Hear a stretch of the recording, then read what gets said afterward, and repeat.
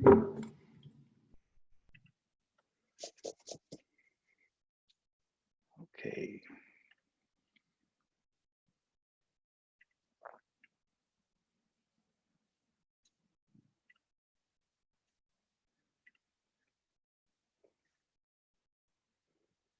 Shoot, I always do this every time. Let me get rid of this thing.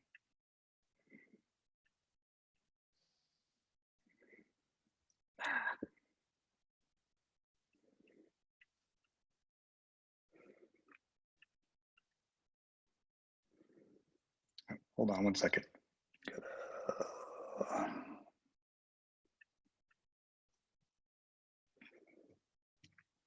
my God.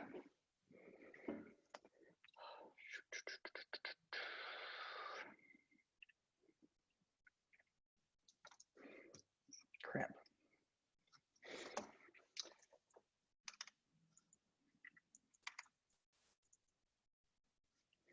All right, I lost my cursor somehow, so I don't know what I did. I can't find anything. Oh no. Oh my God.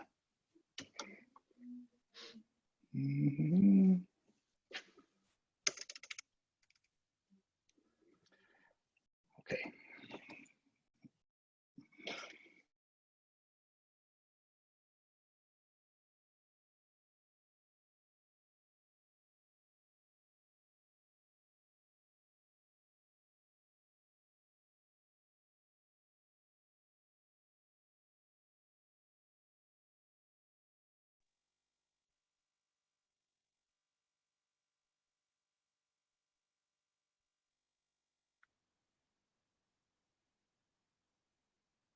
You're muted. Okay.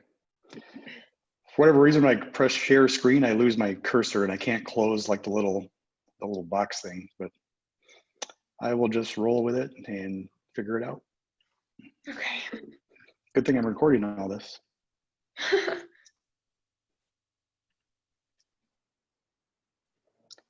we go. Just need to get rid of that first. Okay, good. So welcome to Open House Bootcamp. So the purpose of the Open House Bootcamp is to teach a proactive approach for effectively establishing relationships with people who are seeking to buy new homes. The expectation after the class is you should feel confident enough to consistently hold open houses, and the result would be a substantial increase in total revenue. So you saw this in the buyer conversion class, the basic operational model of a real estate business.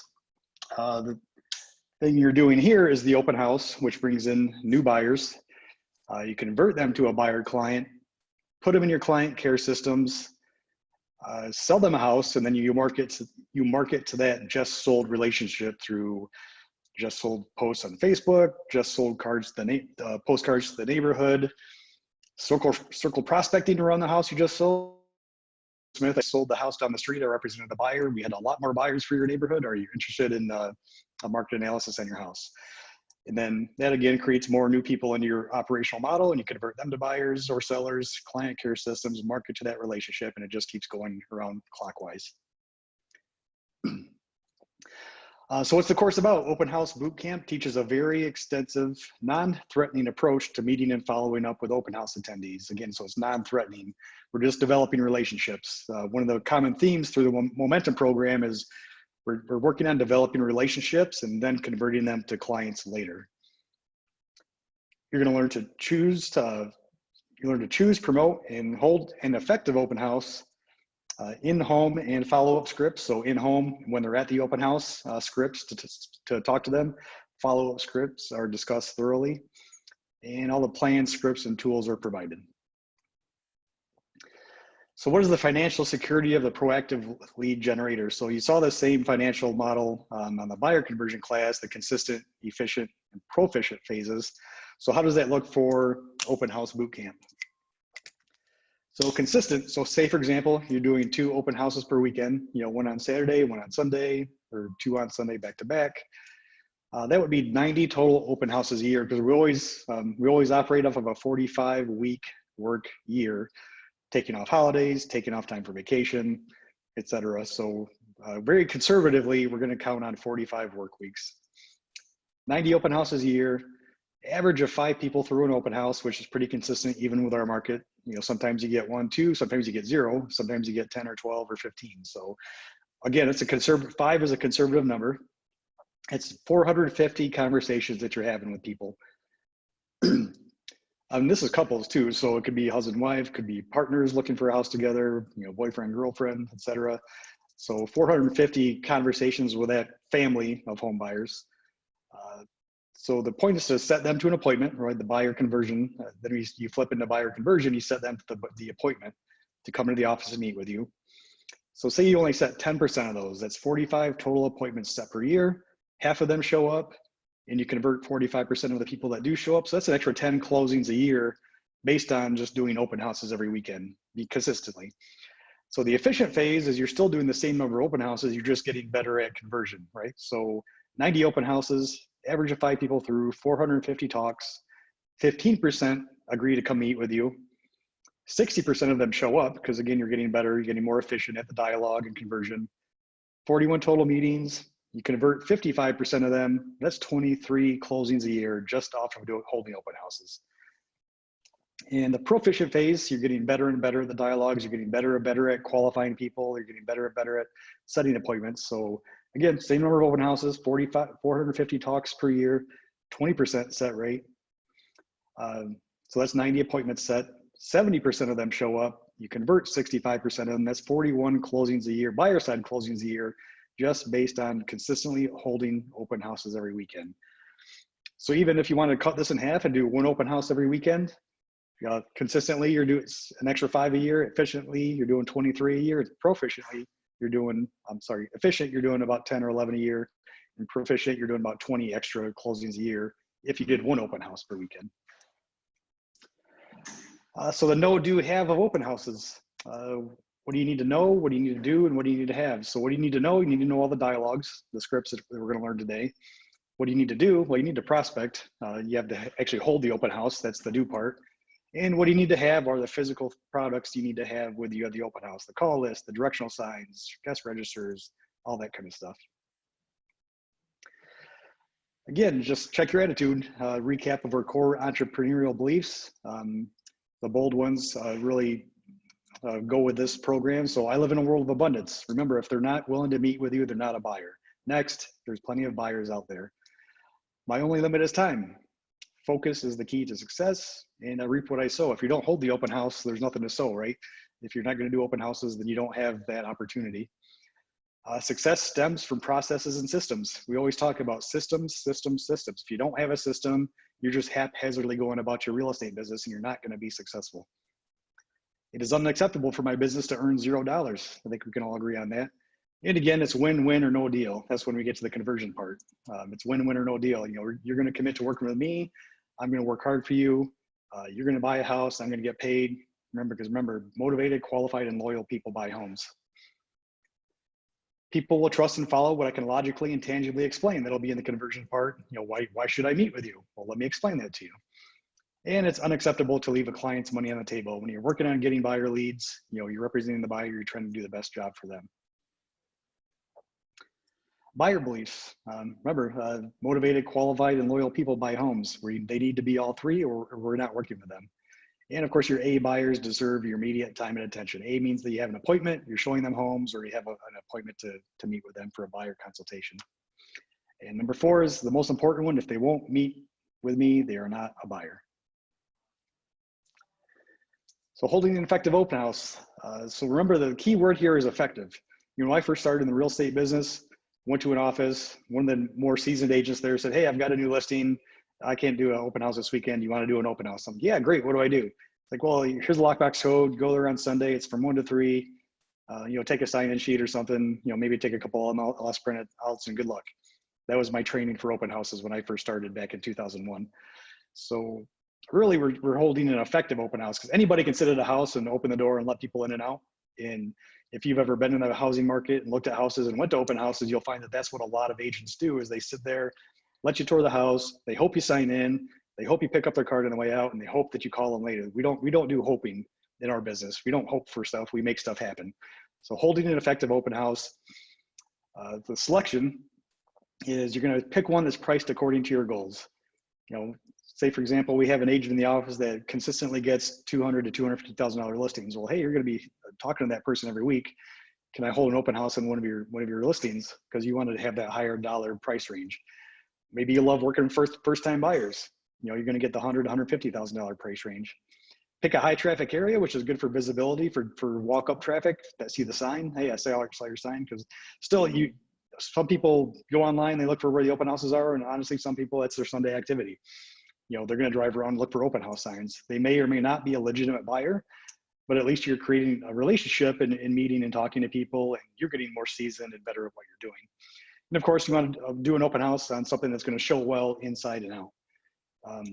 You know, it's going to, you know, look at the pictures. Was it photo worthy in the first place? Look at the pictures. Yeah, that one looks nice. I can see that they can get this house ready for an open house. Preparation. Advertise the home 3 days before with a time sign only. So put up your sign writers, put up your directionals if allowed by these ordinances. So anything in the city of Adrian or Tecumseh, you're not going to put up directionals 3 days before. But in townships, out in the township, that's not a problem.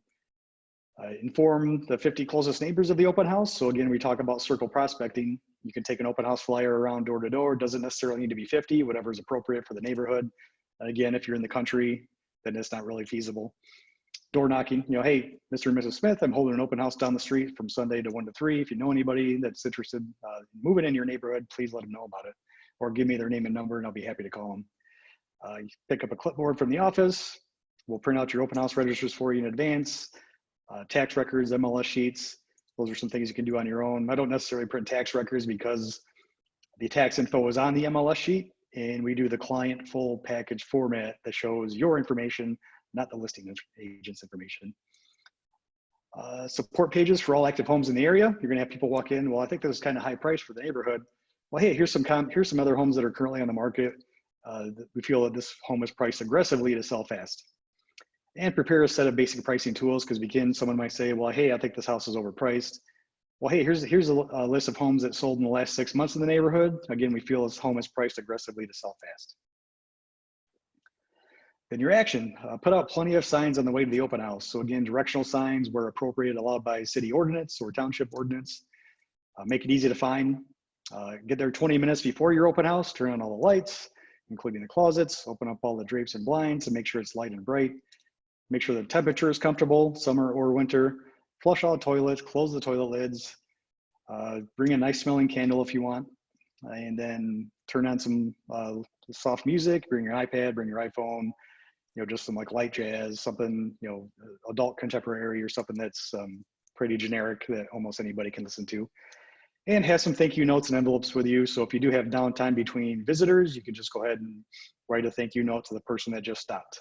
And what a lot of people do is they'll just drop those in the mailbox on the way home. That person will get it by Monday or Tuesday and realize how efficient and professional you are. Like, wow, I was just at the open house and 24 hours later, I have a note card from them.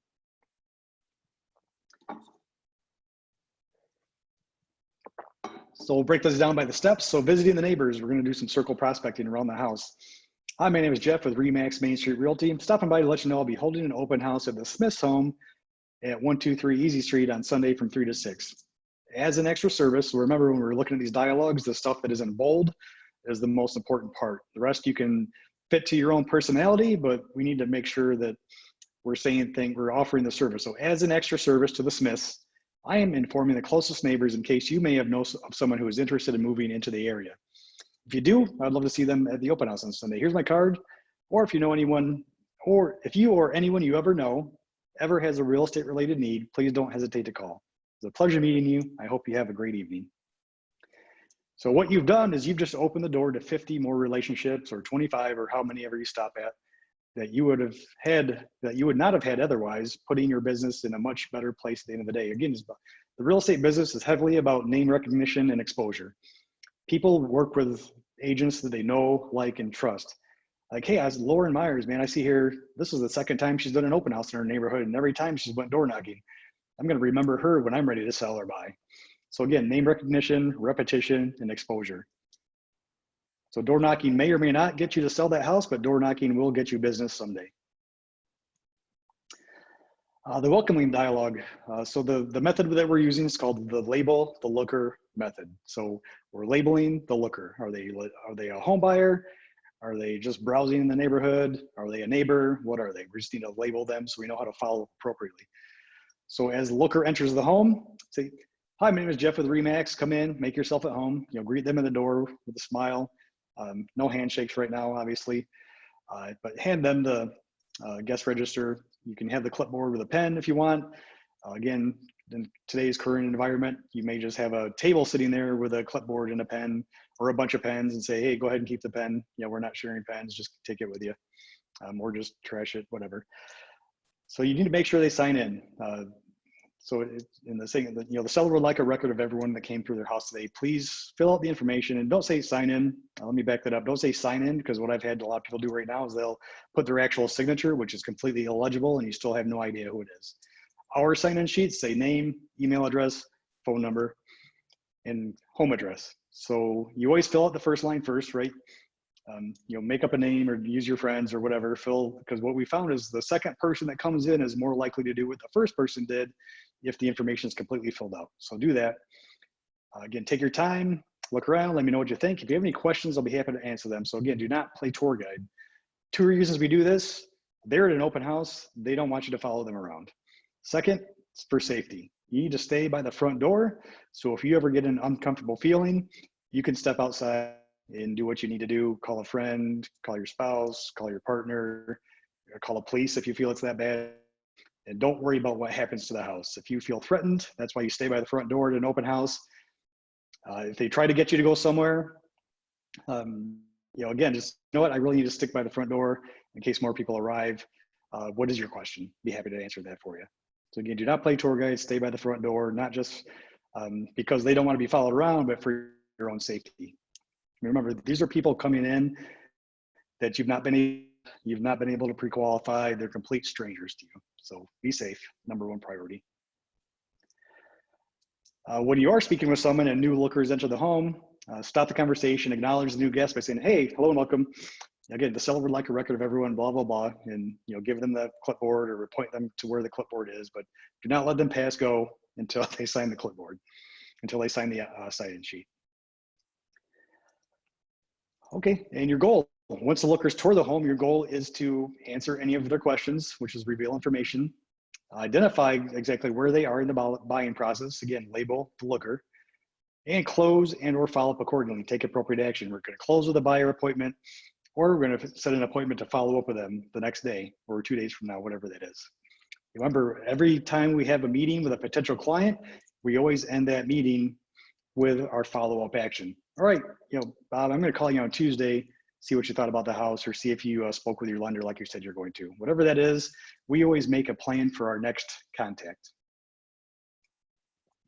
The bottom line is you must engage. Again, the average agent will hold an open house. They'll sit there, have a bunch of flyers on the counter, and encourage people to sign in without forcing them to sign in. And they'll let people leave without even engaging them in conversation to see what they thought about the house. So again, we are not normal. We're not the average agent. We sell more homes than any other agent, not even in Lenawee County, but Remax nationally and internationally has almost double the average transaction rate per the average agent. So we're not average. We're going to do things differently. And by engaging them in conversation, we're showing them that we're different, because they might have stopped at other open houses that day where no one talked to them at all. Providing relevant information. Part of your role is to provide the looker with information. When answering the looker's questions, always follow your answer with another question. This keeps you in control and the looker engaged. Remember, the person asking the questions is always in control of the conversation.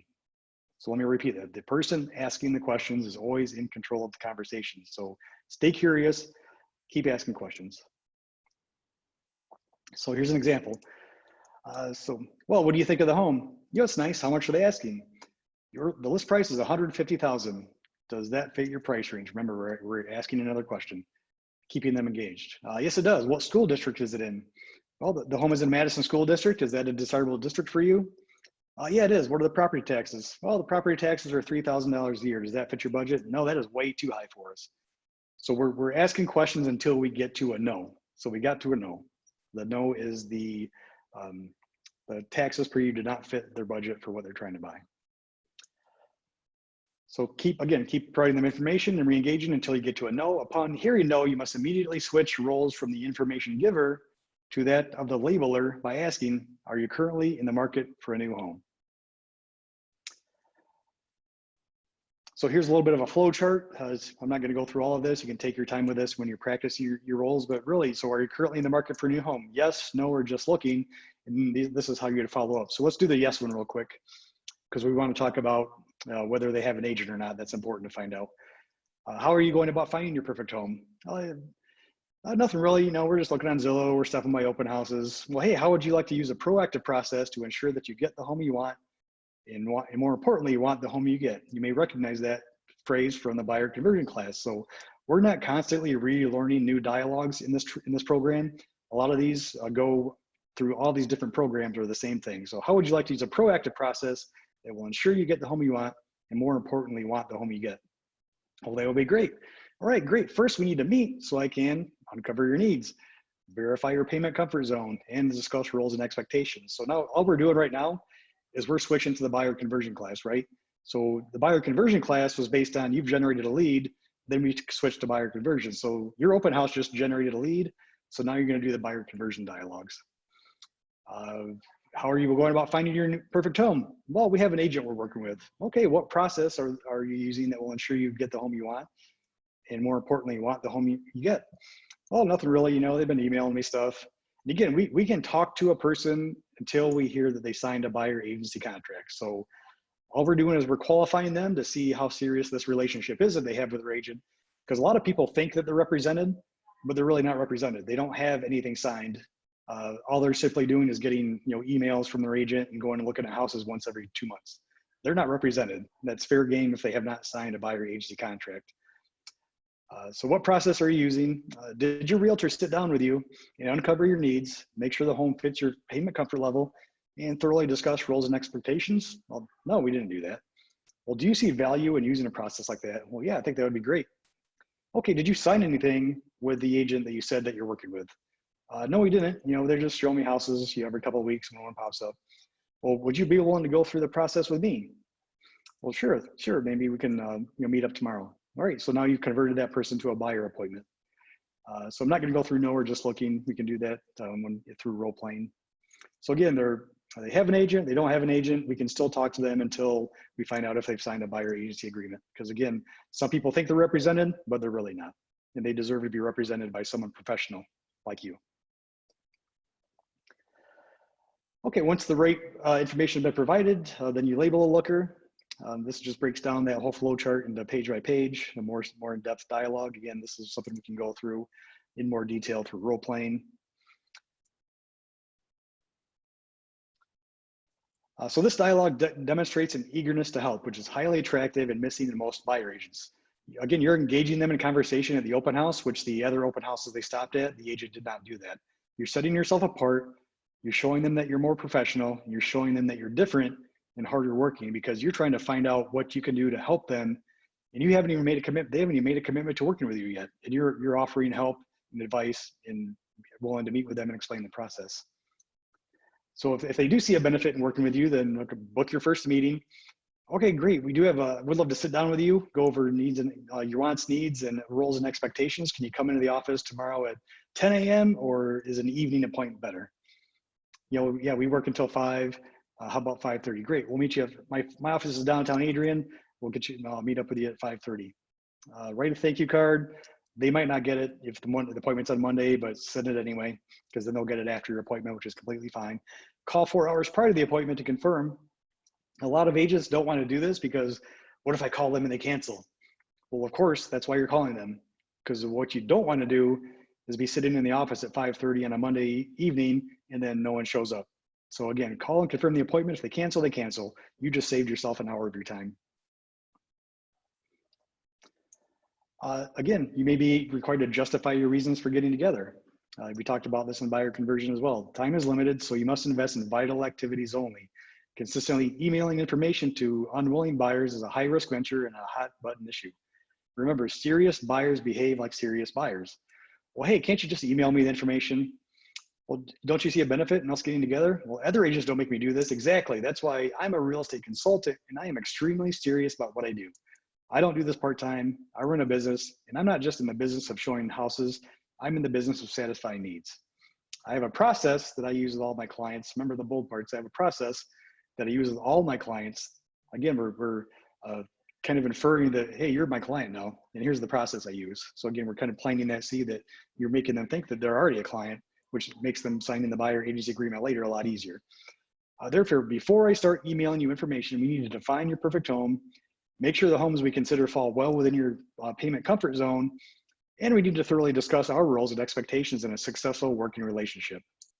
I believe the best approach when investing a large sum of money is to operate as an intentional and proactive team. Wouldn't you agree?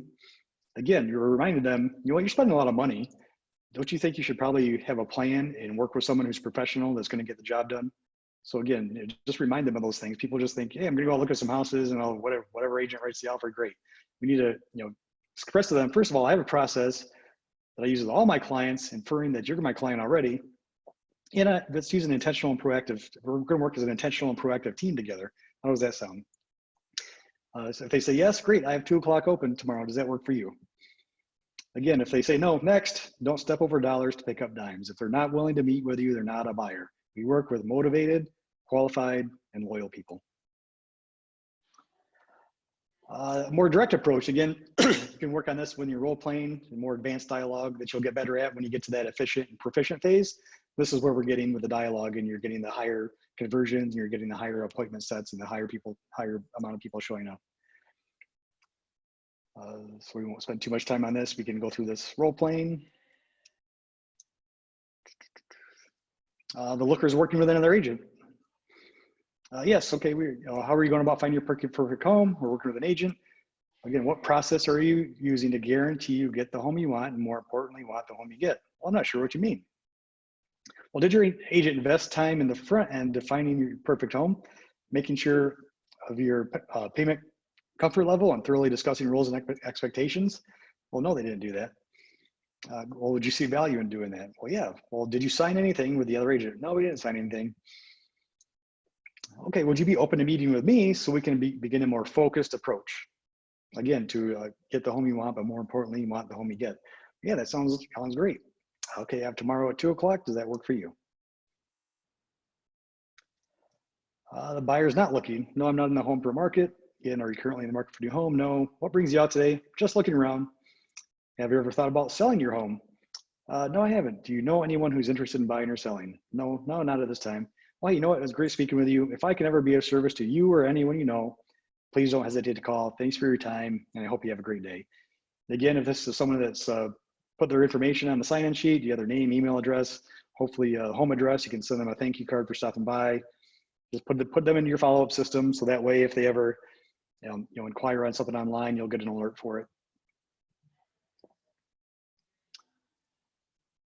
Remember, if they say no, you must say next. If they're not willing to meet with you, they're not a buyer. You're going to save yourself hundreds and hundreds of hours over the time of your real estate career if you stop working with people that aren't willing to meet with you.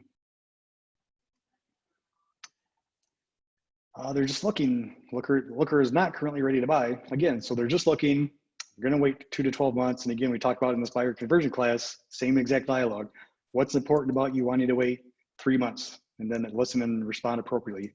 Well, we have a lease that we have to wait to get out of, and there's $1,000 fee if we break our lease early. Okay, well, 3 months, that's not very long. So how about we get the process started now? So when you're ready to move, so ideally we would find a home in the next 30 days. It's going to take 30 days to close. That gives you 30 days to move. Does that sound okay to you? Well, yeah, I didn't know the timeline would go like that. That makes a lot of sense. If my lease is up in 3 months, we should start looking right now. So again, you just kind of, as you get more experience doing this, you're going to know how to answer these questions as these things come up.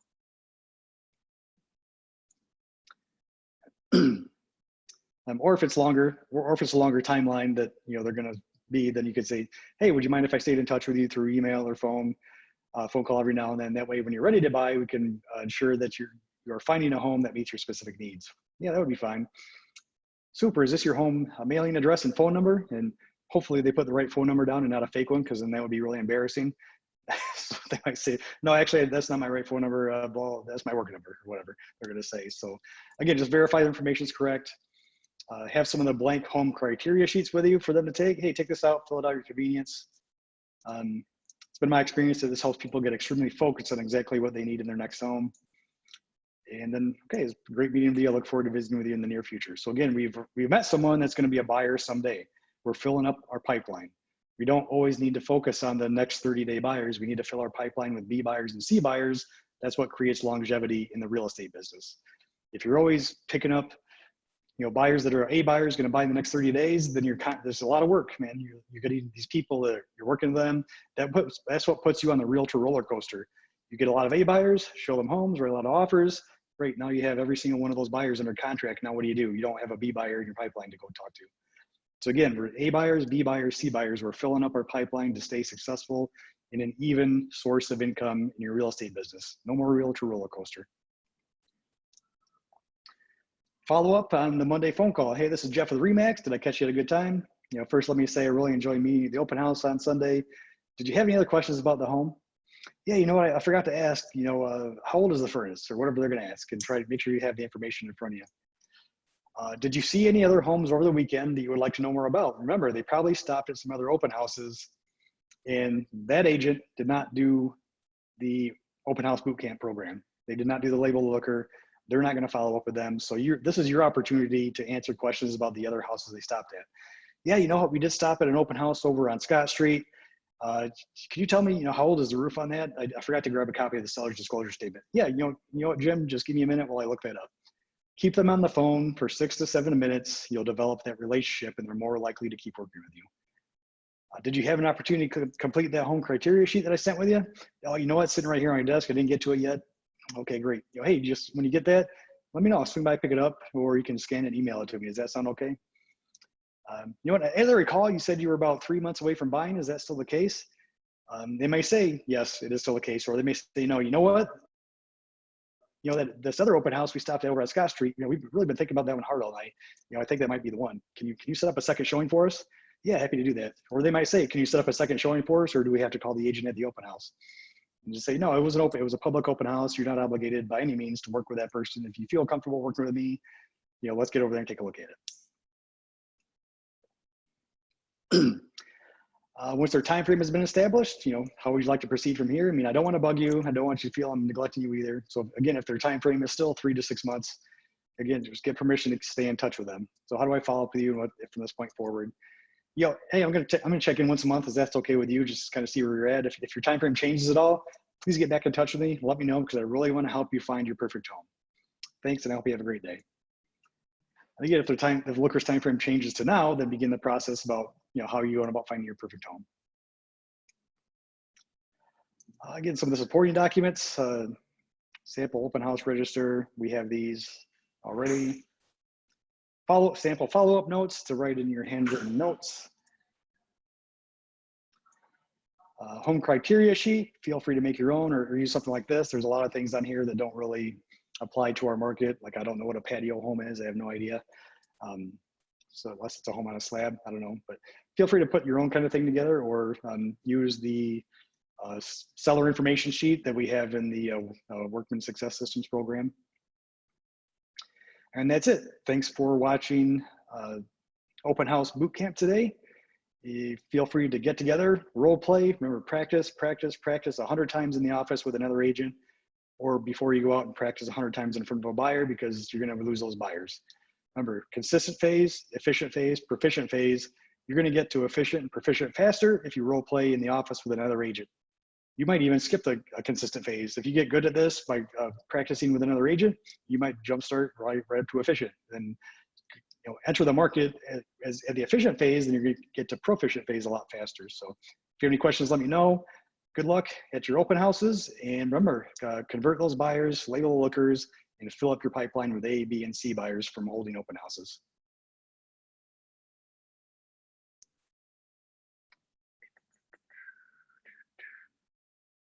Oh, Callie disappeared. Oops. All right, I got it recorded. Cool. Does that make more sense the second time around? Yeah, it does. The home criteria sheet, I want to do that. I think that, let's work on putting one together that's for our office. And Yeah, I'm not good at doing spreadsheets like that, but we can work on something together. But let's start a Google Doc and we can share it and figure it out. Okay, Cool. cool. All right. All right, See you. I will see you later. Thanks. Bye.